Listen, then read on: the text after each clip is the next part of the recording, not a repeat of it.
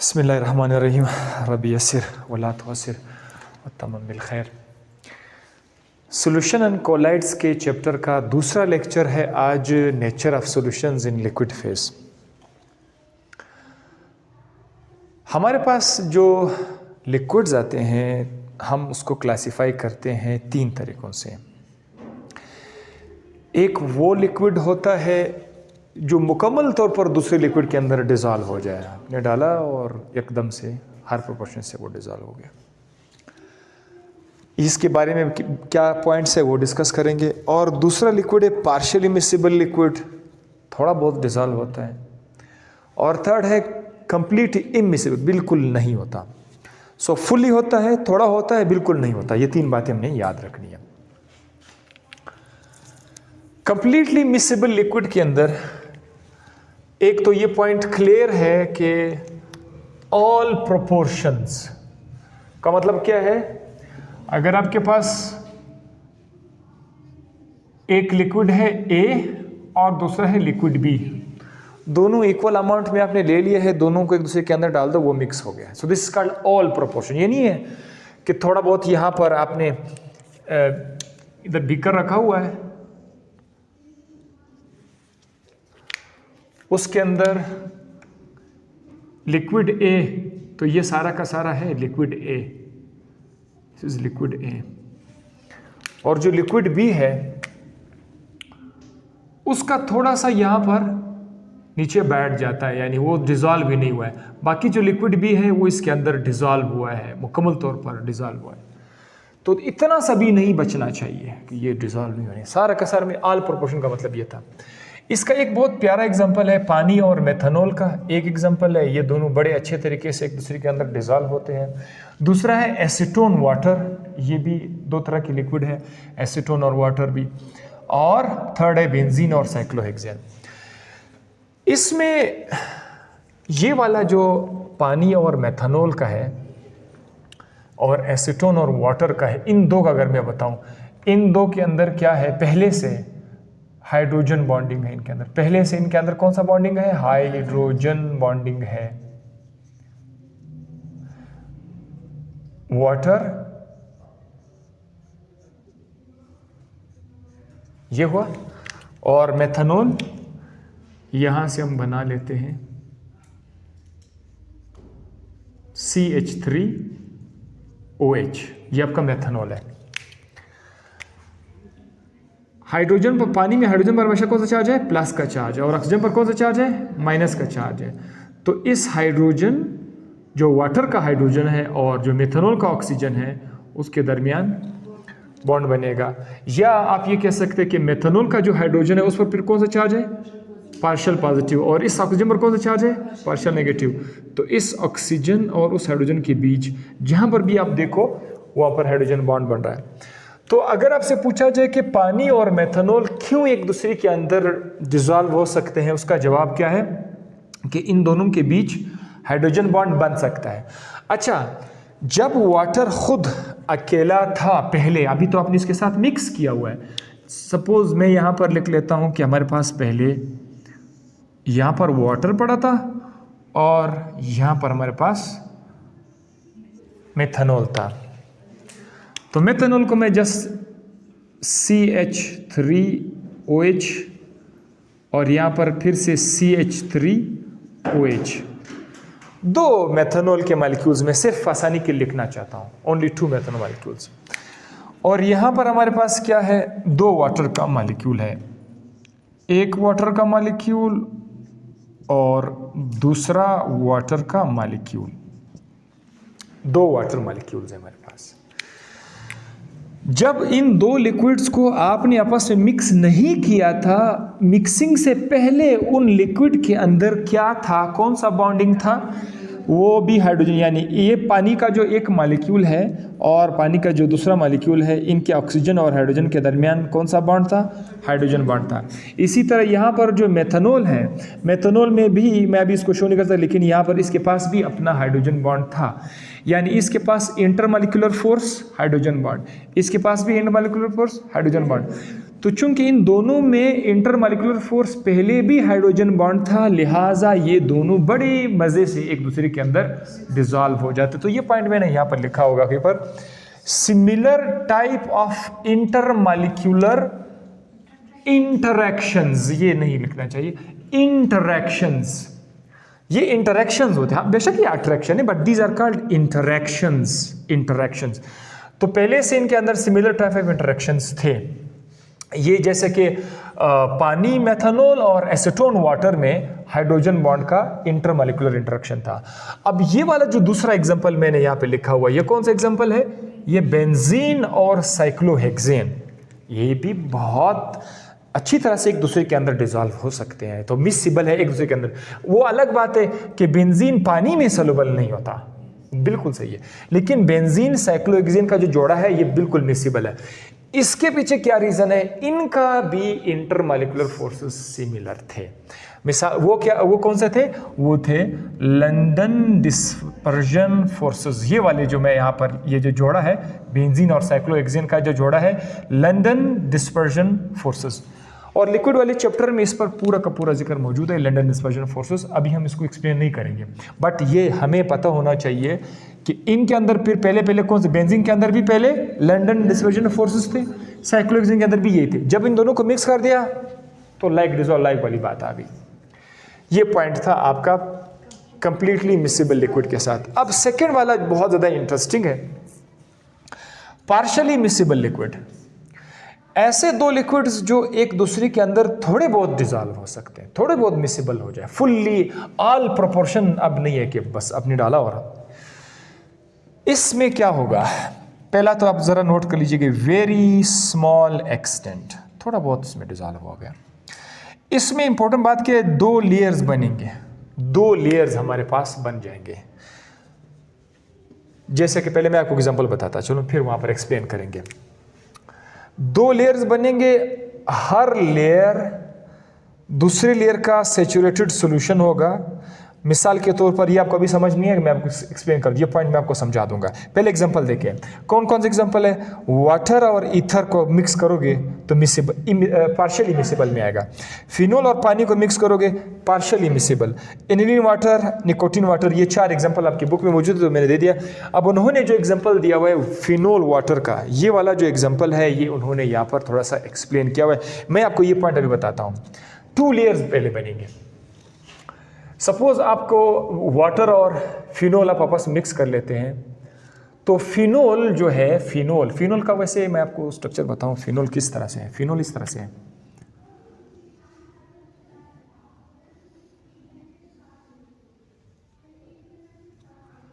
Carbon carbon carbon carbon carbon carbon, 6 carbon है। इसमें से एक कार्बन पर क्या लगा हुआ है? OH लगा हुआ है। बाकी यहाँ पर एक डबल बॉन्ड है, फिर ये सिंगल बॉन्ड है, फिर डबल बॉन्ड है, फिर सिंगल है, फिर डबल बॉन्ड है।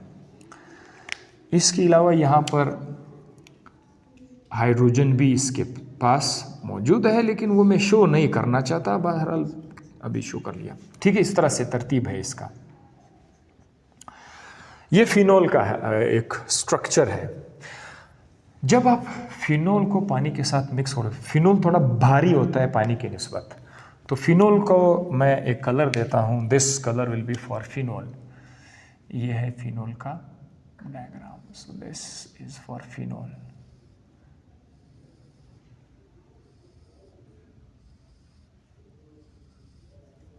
This is phenol.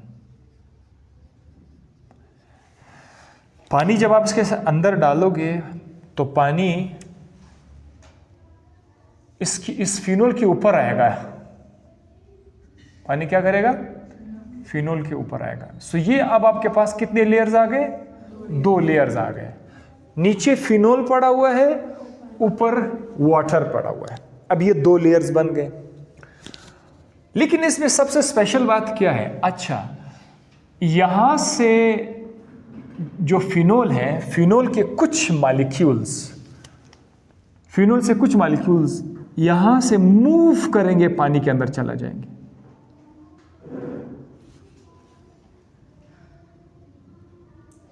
ये देखो मैं अब आपके लिए क्या लिख रहा हूं, कुछ डॉट्स लिख रहा हूं।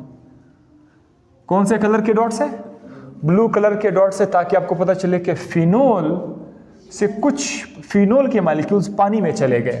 तो सॉल्यूशन तो अभी भी बन गया, सॉल्यूशन बन गया। ये भी ये ऊपर वाला क्या है, ये सॉल्यूशन है, लेकिन ये फिनोल इन वाटर सॉल्यूशन है। अब इसके अंदर अगर आप देखोगे तो 5% फिनोल इन वाटर, यानी अगर आपके पास 100 मॉलिक्यूल है तो ये ऊपर वाला लेयर में अगर 100 मॉलिक्यूल है, 100 में से 5 मॉलिक्यूल जो है वो पानी के अंदर मौजूद है। ऊपर तो पानी है, so this is 5% phenol in water. पानी के अंदर 5% फिनोल सिर्फ चलो, सारा का सारा फिनोल नहीं गया हुआ है। अगर सारा का सारा फिनोल पानी में चला जाता फिर तो ये मिसिबल होता, कंप्लीट मिसिबल होता। अब ये है कि जो फिनोल है उसका थोड़ा सा पोर्शन पानी में चला गया है, और वाटर का कलर जाहिर है ग्रीन कलर है, तो यहां से कुछ वाटर मॉलिक्यूल जो है वो नीचे जो फिनोल है वहां पर आ जाएंगे। तो हम लोग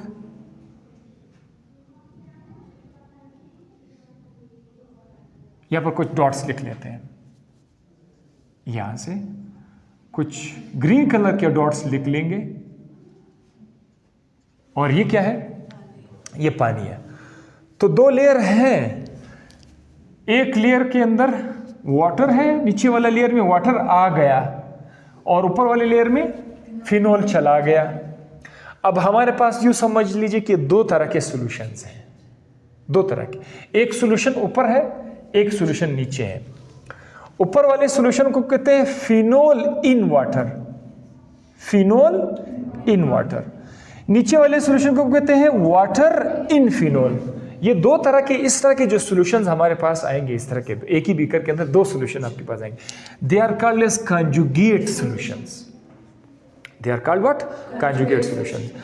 अब ये एक अलग बात है कि पानी के अंदर सिर्फ 5% फिनोल चला गया है और फिनोल के अंदर 30% वाटर है, तो इनकी परसेंटेज भी है कि फिनोल के अंदर आपको 30% वाटर मिलेगा। ये बस कब होगा, ये 25 डिग्री सेंटीग्रेड पर, ये सारा का सारा जो आपको मैंने बताया ये 25 डिग्री सेंटीग्रेड पर ऐसा है।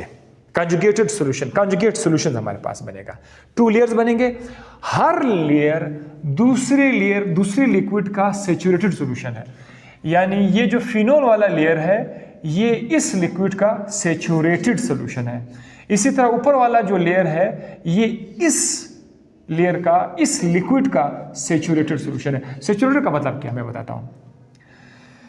एक ऐसा सॉल्यूशन जिसके अंदर मजीद सॉल्यूट डिसॉल्व होने की सलाहियत नहीं हो, that is called saturated solution. अब आप देखो 25 डिग्री सेंटीग्रेड पर ऊपर जो लेयर है, ऊपर वाला लेयर पानी का लेयर है, इसके अंदर सिर्फ कितना फिनोल मैक्सिमम आ सकता है, 5% आ सकता है। मजीद फिनोल इधर नहीं आ सकता, उसकी गुंजाइश है ही नहीं। लिहाजा ऊपर वाला लेयर का नाम है सैचुरेटेड सॉल्यूशन।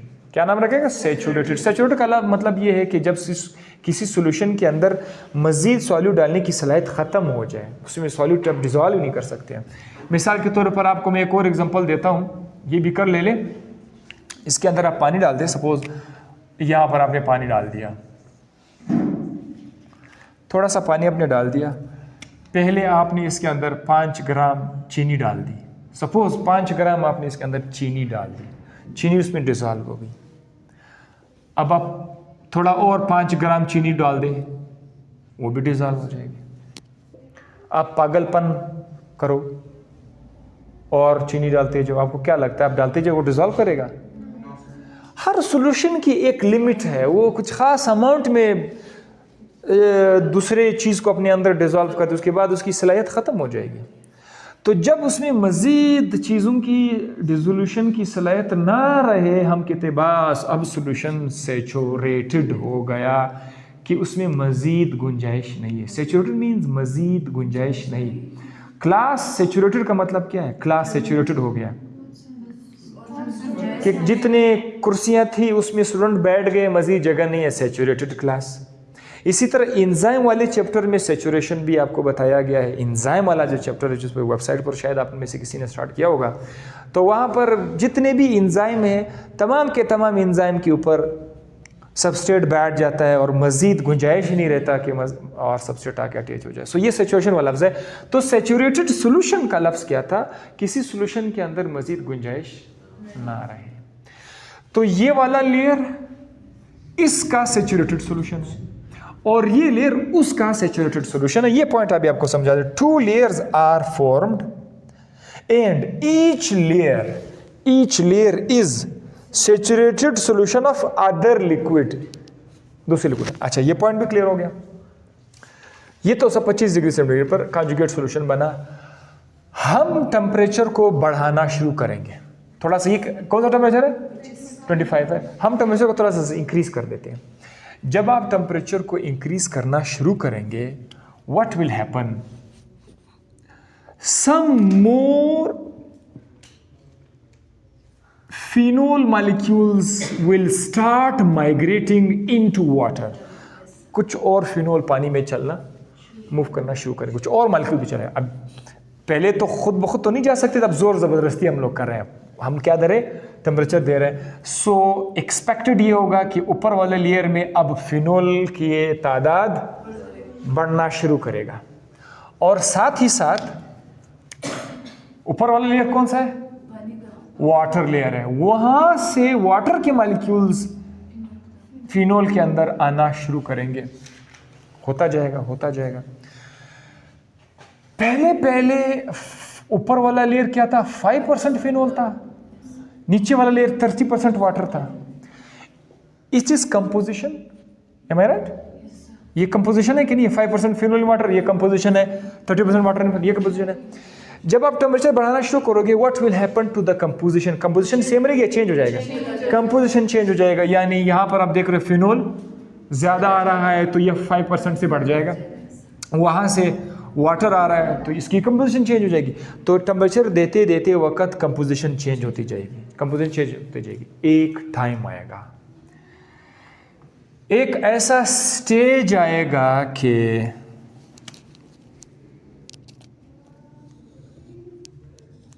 नीचे वाला फिनोल लेयर, ऊपर वाला वाटर लेयर। एक ऐसा स्टेज आएगा कि दोनों लेयर्स की कंपोजिशन सेम हो जाएगी, आइडेंटिकल हो जाएगी दोनों लेयर्स की। मिसाल के तौर पर इस वक्त 65.9 डिग्री सेंटीग्रेड पर हमने देखा कि ये जो ऊपर वाला लेयर इसमें 34% फिनोल था और इसी ऊपर वाले लेयर में 66% वाटर था।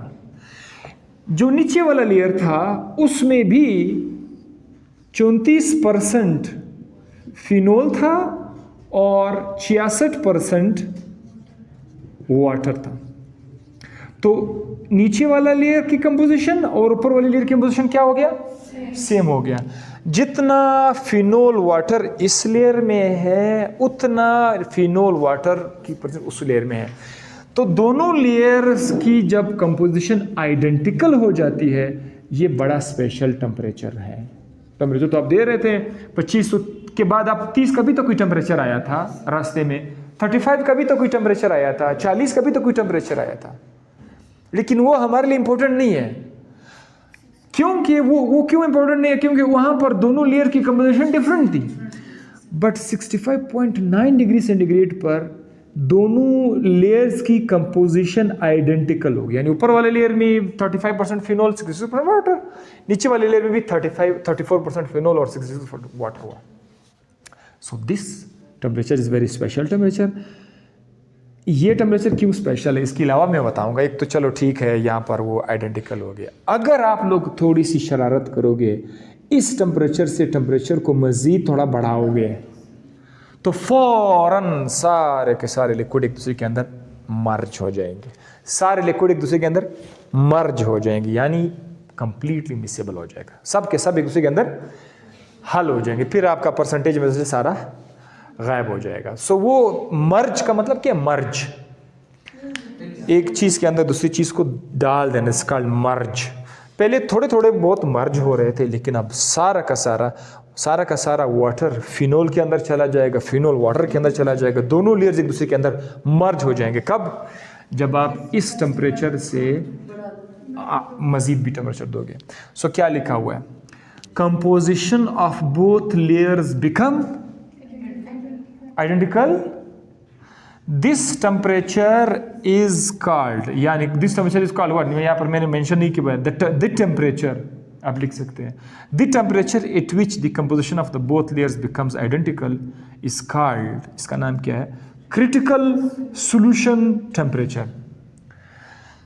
आपके बुक में क्या लिखा हुआ है इसका डेफिनेशन, कि वो टेम्परेचर जिस पर एक लिक्विड दूसरे लिक्विड के अंदर मर्ज हो जाता है, उस टेम्परेचर का नाम क्रिटिकल सॉल्यूशन है। लेकिन हम क्या कहेंगे कि जब दोनों लेयर्स की कंपोजिशन आइडेंटिकल हो जाए, उस टेम्परेचर को बोलते हैं critical solution temperature.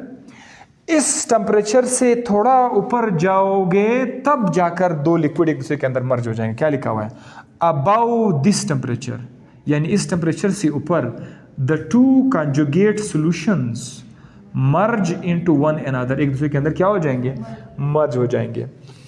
So each system, जैसे ये फिनोल वाटर था ना, फिनोल वाटर में 65.9 डिग्री सेंटीग्रेड है। अगर आप वाटर ईथर लोगे, इसका भी अपना क्रिटिकल सॉल्यूशन टेम्परेचर है, वो कुछ और होगा। एनिलीन वाटर का कुछ और होगा। सो हर सिस्टम का अपना अपना क्रिटिकल सॉल्यूशन टेम्परेचर है। तो मैंने आप लोगों को आज सिर्फ फिनोल वाटर सिस्टम का बता दिया। बस ये डेफिनेशन नोट करना है कि क्रिटिकल सॉल्यूशन टेम्परेचर क्या है। ये इसका दूसरा नाम भी है, अपर कॉन्जुलेट टेम्परेचर भी इसको कहते हैं। अगर डेफिनेशन आ जाए तो आपको पता होना चाहिए, दोनों एक ही लफ्ज है। नाउ थर्ड पर आते हैं कंप्लीटली इमिसिबल लिक्विड, ऐसे लिक्विड जो बिल्कुल भी एक दूसरे के अंदर हाल ही ना, वो लेयर्स भी नहीं बनाते, देयर इज नो लेयर, और कभी भी आप हीट दोगे भी कोई फायदा नहीं रहेगा। इसका बड़ा बेस्ट एग्जांपल क्या है, पानी और ऑयल का। तेल और पानी मिक्स कर दो, गर्म कर दो, कुछ नहीं होने वाला, वो डिजॉल्व नहीं होंगे उस के अंदर। तो इसका एग्जाम्पल क्या है, वाटर और ऑयल, और वाटर और बेंजीन, ये हल नहीं होते। इसकी मजीद एक्सप्लेनेशन है ही नहीं कि भाई वो जब वो डिजॉल्व ही नहीं होते हैं तो बस they are called completely immiscible liquid. Now next topic is dissolution process. ये जो टॉपिक है ये आपका पूरा चैप्टर के अंदर आपका माइंड ही खोल देगा कि असल में हो क्या रहा है चीज़ों में, सोल्यूशन हम लोग जब बनाते हैं। तो इसको समझाने के लिए डिसोल्यूशन का एक सादा अल्फाज में कहते हैं, हाँ भाई आपने चीनी को नमक में डाला तो नमक डिसॉल्व, चीनी को पानी में डाला तो चीनी डिसॉल्व हुआ, इसको बोलते हैं डिसोल्यूशन। ये तो बहुत सिंपल सी बात, ये है डिसोल्यूशन। लेकिन हम इसको साइंसी इस्तिलाह में अगर थोड़ा सा देख रहे कि व्हाट हैपन, इस टॉपिक को समझने के लिए हमारे स्टूडेंट्स को मैं लिक्विड के अंदर ले जाना, मैं आपको सफ़र कराऊंगा, ठीक है, विजिट कराऊंगा, मॉलिक्यूल के अंदर आपको लेके जाऊंगा, मॉलिक्यूल के अंदर की दुनिया को मैं आपको दिखाऊंगा। जब आप देखेंगे ये हमारे पास एक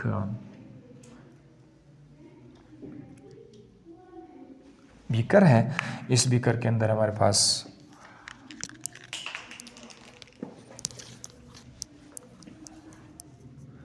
एक मॉलिक्यूल है, ये दूसरा मॉलिक्यूल है, ये तीसरा मॉलिक्यूल है, और बहुत सारे मॉलिक्यूल हम सिर्फ 3 लिखेंगे, पढ़ेंगे। एक मॉलिक्यूल दूसरे मॉलिक्यूल के साथ जिस बॉन्ड के जरिए मिला हुआ है, कौन मुझे बताएगा उसका नाम? एक मॉलिक्यूल दूसरे मॉलिक्यूल के साथ जिस बॉन्ड के थ्रू मिला हुआ है उसका नाम कौन मुझे बताएगा? इंटर मॉलिक्यूलर फोर्सेस उसको बोलते हैं। बेशक वो आप हर एक हाइड्रोजन बॉन्ड तो ना बोले, वो तो हाइड्रोजन बॉन्ड के लिए तो शरायत है, देखना पड़ेगा कि वो कौन सा मॉलिक्यूल है। तो जब आपको मखसूस पता नहीं हो तो बस बताओ मॉलिक्यूल के दरमियान इंटर मॉलिक्यूलर फोर्सेस है। तो ये आपका, अगर मैं समझूं कि ये आपका एक सॉल्वेंट है। अच्छा, सॉल्यूट और सॉल्यूट बताना पड़ेगा पहले, सॉल्यूट और सॉल्वेंट। सॉल्यूट और सॉल्वेंट ज़रा देख लें। यहाँ पर मैं बताता हूँ, इधर थोड़ा सा और बीकर बना लेता हूँ। ऊपर वाला लेयर में क्या था? वाटर था ना, ज़्यादा से ज़्यादा वाटर था ना ऊपर वाले लेयर में। उसके अंदर क्या चीज़ था? फिनोल था ना।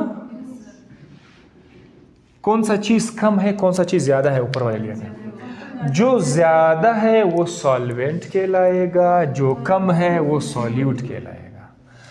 तो यहाँ पर वाटर आपका क्या है? वाटर आपका ज़्यादा है, वो आपका सॉल्वेंट है, solvent.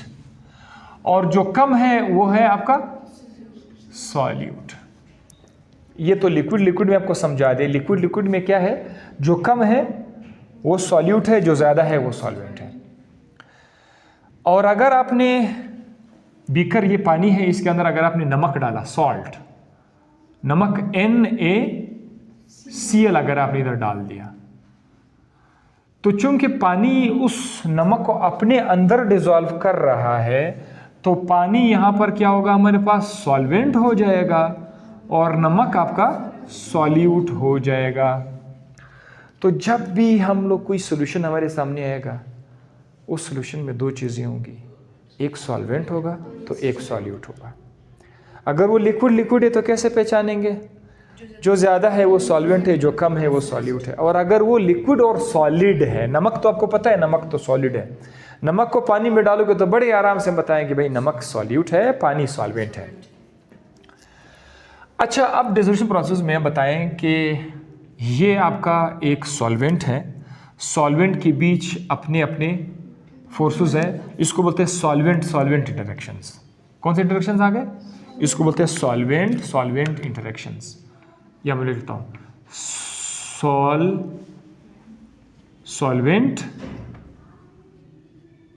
Solvent interactions, solvent solvent interactions, ये एक है। तो थोड़ा मैं इसको ज्यादा कर लेता हूं। चलो, सॉल्वेंट को थोड़ा सा मैं ज्यादा कर लेता हूं। ये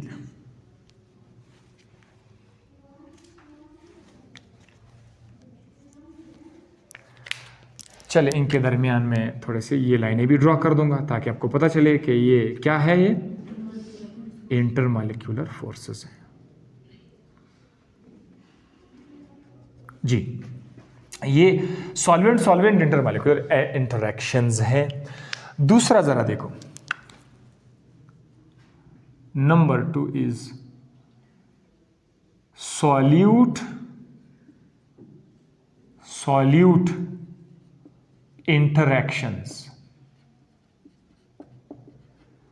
सॉल्यूट, आपको पता चल गया कि सॉल्यूट क्या है। अब सॉल्यूट के लिए मैं लिख लेता हूं यहां पर S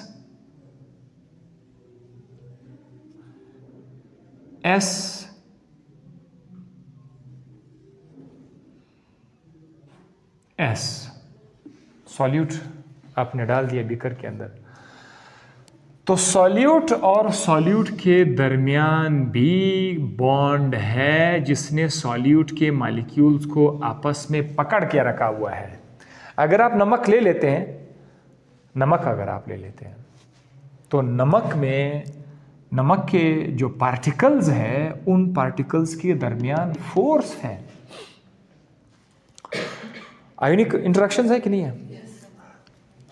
तो ये इनके दरमियान इन्होंने सॉल्यूट के पार्टिकल्स को आपस में मिलाया हुआ है, पकड़ के रखा हुआ है, जबकि सॉल्वेंट और सॉल्वेंट के मॉलिक्यूल को इस फोर्स ने पकड़ के रखा हुआ है। तो इसका नाम है सॉल्वेंट सॉल्वेंट इंटरैक्शंस और यह है solute solute interactions, solute solute interactions. अब हमने करना कि हमने इसको डिसॉल्व करना है, डिसॉल्व करना है। डिसॉल्व करने के लिए क्या होगा, जरा देखिए, शर्त देखिए। डिसॉल्व करने के लिए जो सॉल्वेंट और सॉल्वेंट के जो सॉल्यूट और सॉल्यूट के दरमियान जो फोर्स है, जो जो जो अट्रैक्शन है, जो इंटरेक्शंस है, इनको तोड़ना होगा, इनको ब्रेक करना पड़ेगा, तब जाकर जो है सॉल्यूट सॉल्वेंट के अंदर डिसॉल्व हो जाएगा और तब जाकर इस प्रोसेस का नाम होगा डिसोल्यूशन। डिसोल्यूशन तब आएगा। तो ये तो हो गए दो फोर्सेस। अब जो थर्ड फोर्स है ये कब आएगा? जब आपका सॉल्यूट सॉल्वेंट के अंदर डिसॉल्व हो जाएगा तो एक नया इंटरेक्शन आएगा। ये तो भाई इनका अपना इंटरेक्शन है, ये तो सॉल्वेंट की अपनी इंटरेक्शन है, सॉल्वेंट अकेला था। ये तो सॉल्यूट की अपनी इंटरेक्शन जब सॉल्यूट अकेले थे। जब ये दोनों आपस में मिलेंगे तो अब एक नया इंटरेक्शन आएगा, थर्ड इंटरेक्शन आएगा। This is called solvent solute interactions. तो ये तीन तरह के इंटरेक्शंस है। पहला आपने देख लिया सॉल्वेंट सॉल्वेंट, दूसरा है सॉल्यूट सॉल्यूट, थर्ड है सॉल्वेंट एंड सॉल्यूट इंटरेक्शंस। अब देखो मैं आपको बात बताऊं, जब आप सपोज करते हैं आपने सॉल्यूट को सॉल्वेंट के अंदर ऐड कर दिया, तो अब जो एक्सपेक्टेड बॉन्ड बनने वाला है, मैं उसके लिए कलर चेंज करता हूँ। एक्सपेक्टेड बॉन्ड बनने वाला वो ये होगा कि ये जो इंटरेक्शन है ना, ये वाला, अच्छा सॉरी ये वाला, ये क्या करेंगे? टूट जाएंगे। ये भी क्या करेंगे? ये टूट जाएंगे। ये तो सॉल्वेंट के मॉलिक्यूल है ना, तो सॉल्वेंट के जो मॉलिक्यूल है अब ये क्या बनाएंगे? एक नया इंटरेक्शन बनाएंगे। किसके साथ? सॉल्यूट के साथ। और ये भी क्या करेगा? सॉल्यूट के साथ इंटरेक्शन बनाएगा। ये भी क्या करेगा? सॉल्यूट के साथ इंटरेक्शन बनाएगा।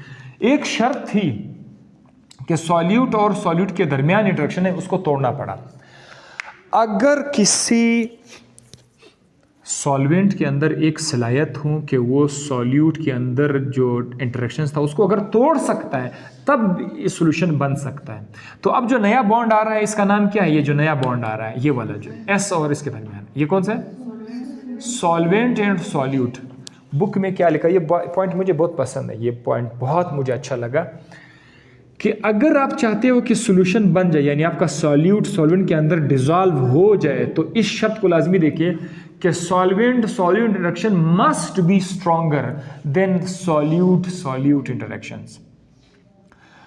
अगर तो वो इंटरेक्शन स्ट्रांग है, ये बहुत ज़्यादा स्ट्रांग है, किससे स्ट्रांग है? सॉल्वेंट और सॉल्यूट से स्ट्रांग है, तो ये सॉल्यूशन कभी नहीं बनेगा, ये नहीं बन सकता। और यही वजह है कि बाज़ औक़ात हम देखते हैं कि फलाना सॉल्यूट हम सॉल्वेंट के अंदर डाल देते हैं, वो सॉल्यूशन नहीं बनता। उसकी वजह क्या है? वो शर्त पूरी नहीं कर रहा। शर्त क्या है? कौन सा स्ट्रांग होना चाहिए? Solvent solute interactions must be stronger than which solute solute interaction से ज़्यादा होने चाहिए, तब होगा। अब इसका मैं आपको एक एग्जांपल उन्होंने बताया हुआ है यहाँ पर। Solute solvent interactions must be stronger then solute solute interactions for solution formation या फॉर डिसोल्यूशन। डिसोल्यूशन है। अच्छा, इसका मैं एग्जांपल बताऊं, बेंजीन इन वाटर का भी एक्सप्लेन कर देते हैं कि बेंजीन वाटर के अंदर क्यों सॉल्युबल नहीं होता। एक तो चलो ठीक है, आपने कहा वाटर पोलर है, बेंजीन नॉन पोलर है, तो इसका ये जवाब है ना। आपसे कोई पूछे हाँ भाई बेंजीन वाटर में क्यों सॉल्युबल नहीं है, तो आप सिंपल बात बताओगे कि भाई वाटर पोलर है, बेंजीन नॉन पोलर है, डिसलाइक करेंगे, ये नहीं। सेकेंड थिंग मैं बताता हूँ वो क्या है। यहाँ से मैं लिख लेता हूँ H2O के मॉलिक्यूल, ये एक मॉलिक्यूल है वाटर का, ये वाटर के मॉलिक्यूल्स हैं, और यहाँ पर बेंजीन के मॉलिक्यूल्स लिख लेते हैं, ठीक है। यहाँ से बेंजीन के मॉलिक्यूल है, बेंजीन के अपने मॉलिक्यूल्स हैं। वाटर के मॉलिक्यूल के दरमियान कौन सा फोर्सेस हैं? पहले उसका जनरल नाम बताओ, फिर ख़ास नाम बताओ। Intermolecular forces. तो ये इंटरमॉलिक्यूलर फोर्सेस का नाम क्या है? हाइड्रोजन, ठीक है। और ये आपका बेंजीन है, बेंजीन कम अमाउंट में हम लेंगे तो बेंजीन हमारा सॉल्यूट हो जाएगा और पानी हमारा सॉल्वेंट हो जाएगा। पानी हम ज़्यादा लेंगे, बेंजीन कम लेंगे, तो चेक करते हैं कि क्या हो रहा है। बेंजीन के अंदर अपना, बेंजीन के मॉलिक्यूल्स के दरमियान अपना अपना फोर्सेस है उसका नाम है इंटर मालिकुलर फोर्सेस, और ख़ास नाम क्या होगा उसका, लंदन डिस्पर्जन फोर्सेस। अब ज़रा देखिए, ये सॉल्यूट इंटरेक्शंस है और ये सॉल्वेंट इंटरेक्शंस है। अब देखिए, अगर हम बॉन्ड बना ले, सपोज हम फ़र्ज़ कर लेते हैं कि अगर एक बॉन्ड बने तो कहाँ पर बनेगा बॉन्ड, वो बॉन्ड बनेगा सॉल्वेंट इसके दरमियान और सॉल्यूट के दरमियान। ये बॉन्ड अगर बनेगा तब जाकर वो डिज़ोल्व हो जाएंगे, लेकिन ये इतना वीक है, ये वाला बॉन्ड क्या है, ये इतना वीक है कि ये इसको तोड़ ही नहीं सकता। ये बॉन्ड बहुत वीक है। अगर ये बॉन्ड स्ट्रांग होता तो ज़रूर के ज़रूर ये वाले बॉन्ड्स क्या हो जाते, ये टूट जाते और नया बॉन्ड बन जाता। या फिर आप ये भी कह सकते हैं, थोड़ा सा उल्टा का हिसाब कर लेते हैं, ये सॉलिड को तो इधर ही छोड़ दो, ये इसके बीच कौन सा बॉन्ड है, पानी के मॉलिक्यूल के दरमियान है, H बॉन्ड है ना। इस हाइड्रोजन बॉन्ड को अगर कोई तोड़ दे ना, ये हाइड्रोजन बॉन्ड को अगर आप तोड़ देते हैं, इसको आप ब्रेकअप कर दें, तभी भी पानी के मॉलिक्यूल्स बिल्कुल फारिग हो जाते और वो पानी के मॉलिक्यूल्स फिर बेंजीन के मॉलिक्यूल के साथ बॉन्ड बना लेता, यानी फिर इसका नाम होता सॉल्वेंट सॉल्यूट इंटरेक्शन, ये होता। लेकिन अब ये नहीं होता। इस बेंजीन के मॉलिक्यूल के अंदर इतनी ताकत नहीं है कि वो किसको तोड़ सके, कि वो हाइड्रोजन को तोड़ सके। हाइड्रोजन बॉन्ड को तोड़ना जो है इनके लिए इसकी बस की बात नहीं है। तो हम जब कोई सॉल्यूट डालेंगे ना सोल्यूशन बनाने के लिए, तो उसका मेन पर्पस क्या होगा कि इन बॉन्ड्स को क्या कर दे, तोड़ दे। ये बॉन्ड टूटेगा तब ये बॉन्ड नया बॉन्ड बनेगा। So that is why for solution बनाने के लिए सॉल्यूट सॉल्वेंट इंटरेक्शन, में इसकी बात कर रहा हूं, solute solvent interaction must be stronger then solute solute interaction, यानी सॉल्यूट से या सॉल्वेंट से ज्यादा होना चाहिए फिर सोल्यूशन में। ये शर्त आप लोग अपने पास रख लीजिए। क्या शर्त था हमारा, solute solvent interaction must be stronger then solute और सॉल्वेंट इंटरेक्शन।